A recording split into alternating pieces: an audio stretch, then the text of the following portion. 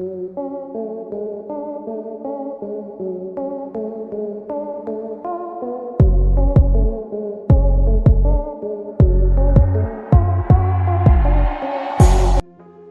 Guys, welcome back to another video. Kannada ಚಿತ್ರರಂಗದಲ್ಲಿ rocking star ಎಂದೇ ಪ್ರಸಿದ್ಧಿಯಾಗಿರುವ ಯಶ್ ರವರು ಇಂದು KGF ಚಿತ್ರದ ಮೂಲಕ ನ್ಯಾಷನಲ್ ಸ್ಟಾರ್ ಆಗಿ ಗುರುತಿಸಿಕೊಂಡಿದ್ದಾರೆ. ತಮ್ಮ ನಟನೆ ಮತ್ತು ಸಮಾಜಮುಖಿ ಕಾರ್ಯಗಳಿಂದ ಯಶ್ ರವರು ಇಂದು ಭಾರತಾದ್ಯಂತ ಸಾವಿರಾರು ಅಭಿಮಾನಿಗಳನ್ನು ಹೊಂದಿದ್ದಾರೆ. ಯಶ್ ರವರ ಬಗ್ಗೆ ಇನ್ನೂ ಹೆಚ್ಚಿನ ವಿಷಯಗಳನ್ನು ಈ ವಿಡಿಯೋದಲ್ಲಿ ತಿಳಿಯೋಣ ಬನ್ನಿ.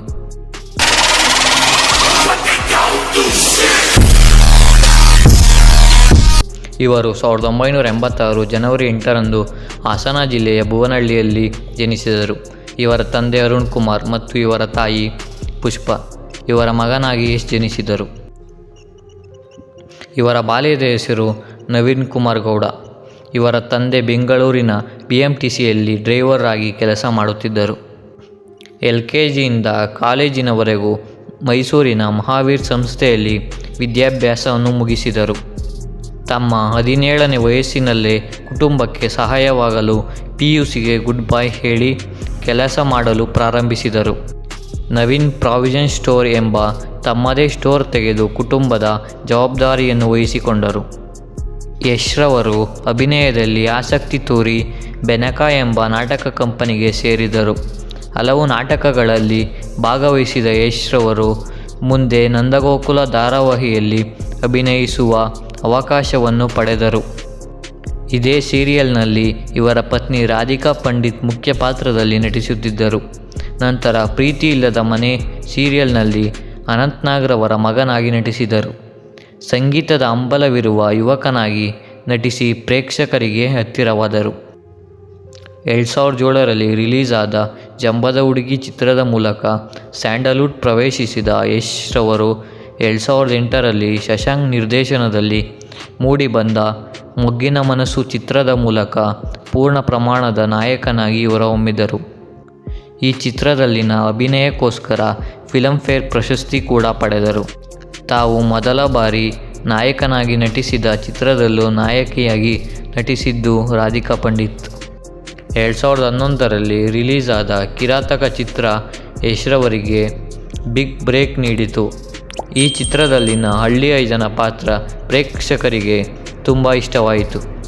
ಆನಂತರ ರಿಲೀಸ್ ಆದ lucky, drama, googly, Rajahuli, Gajakesari ಚಿತ್ರಗಳು ಭರ್ಜರಿ ಪ್ರದರ್ಶನ ಕಂಡು ಯಶ್ ರವರನ್ನು ಕನ್ನಡ ಚಿತ್ರರಂಗದ ಪ್ರಮುಖ ನಟರ ಸಾಲಿನಲ್ಲಿ ನಿಲ್ಲಿಸಿತು. Mister and missus Ramachari box ಆಫೀಸ್ನಲ್ಲಿ 50 ಕೋಟಿಗೂ ಹೆಚ್ಚು ಗಳಿಕ ಕಂಡು ದಾಖಲೆ ಬರೆಯಿತು. 2018 ಡಿಸೆಂಬರ್ನಲ್ಲಿ ರಿಲೀಸ್ ಆದ KGF ಚಾಪ್ಟರ್ 1 ಈ ಚಿತ್ರ ಬಿಡುಗಡೆಯಾದ 5 ದಿನಗಳಲ್ಲಿ 100 ಕೋಟಿ ಬಾಕ್ಸ್ ಆಫೀಸ್ ಕಲೆಕ್ಷನ್ ಆಯಿತು. ಅದನ್ನು ಕಂಡು ಕನ್ನಡ ಚಿತ್ರರಂಗದಲ್ಲಿ ಹೊಸ ಪರ್ವಕ್ಕೆ ನಾಂದಿ ಹಾಡಿತು. ಈ ಚಿತ್ರ ಸುಮಾರು 240 ಕೋಟಿಗೂ ಹೆಚ್ಚು ಬಾಕ್ಸ್ ಆಫೀಸ್ ಕಲೆಕ್ಷನ್ ಆಗಿದೆ. KGF ಕನ್ನಡ ಮಾತ್ರವಲ್ಲದೆ ಹಿಂದಿ, ತಮಿಳು, ತೆಲುಗು ಮತ್ತು ಮಲಯಾಳಂ ಭಾಷೆಗಳಲ್ಲಿ ಬಿಡುಗಡೆಯಾಗಿದೆ. 2022 ಏಪ್ರಿಲ್ 14ರಂದು ರಿಲೀಸ್ ಆದ KGF ಚಾಪ್ಟರ್ 2 ಬಾಕ್ಸ್ ಆಫೀಸ್ನಲ್ಲಿ ಧೂಳೆಬ್ಬಿಸಿತು. KGF ಚಾಪ್ಟರ್ 2 ಕನ್ನಡದಲ್ಲಿ ಮಾತ್ರವಲ್ಲದೆ ಇಡೀ ಇಂಡಿಯನ್ ಬಾಕ್ಸ್ ಆಫೀಸ್ ನಡುಗುವಂತೆ ಮಾಡಿತು. ಬಾಲಿವುಡ್ನಲ್ಲೂ ಸಖತ್ ಸೌಂಡ್ ಮಾಡಿತ್ತು.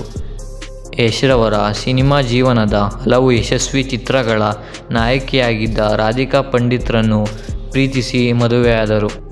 ಗೋವಾದಲ್ಲಿ ಮದುವೆಯಾದ ಈ ಜೋಡಿ ಬೆಂಗಳೂರಿನ ಅರಮನೆಯ ಮೈದಾನದಲ್ಲಿ ಅಭಿಮಾನಿಗಳಿಗಾಗಿ ಅದ್ಧೂರಿ ಔತಣಕೂಟವನ್ನು ಏರ್ಪಡಿಸಿದರು. ಯಶ್ ರಾಧಿಕಾ ದಂಪತಿ ಯಶೋಮಾರ್ಗ ಎಂಬ ಸಂಸ್ಥೆ ಸ್ಥಾಪಿಸಿ ಸಮಾಜ ಸೇವೆಯಲ್ಲಿ ತೊಡಗಿದ್ದಾರೆ. ಯಶೋಮಾರ್ಗ ಸಂಸ್ಥೆಯ ಅಡಿಯಲ್ಲಿ ಯಶ್ ದಂಪತಿ 4 ಕೋಟಿ ಖರ್ಚು ಮಾಡಿ ಕೊಪ್ಪಳ ನಗರ ಕೆರೆಯ ಹೂಳೆತ್ತಿಸಿದರು. ಕೊಪ್ಪಳ ಜನತೆಯ ನೀರಿನ ಸಮಸ್ಯೆಗೆ ಶಾಶ್ವತ ಪರಿಹಾರ ಒದಗಿಸಿದರು. ಇವರಿಗೆ 1 ಹೆಣ್ಣು ಮಗು ಮತ್ತು 1 ಗಂಡು ಮಗು ಇದೆ. Thanks for watching. ಈ ವಿಡಿಯೋ ನಿಮಗೆ ಇಷ್ಟವಾಗಿದ್ದರೆ ಲೈಕ್, ಶೇರ್ ಮತ್ತು ಸಬ್ಸ್ಕ್ರೈಬ್ ಮಾಡಿ. ಇನ್ನು ಮುಂದಿನ ವಿಡಿಯೋಗಾಗಿ ಸ್ಟೇ ಕ್ಯೂರಿಯಸ್.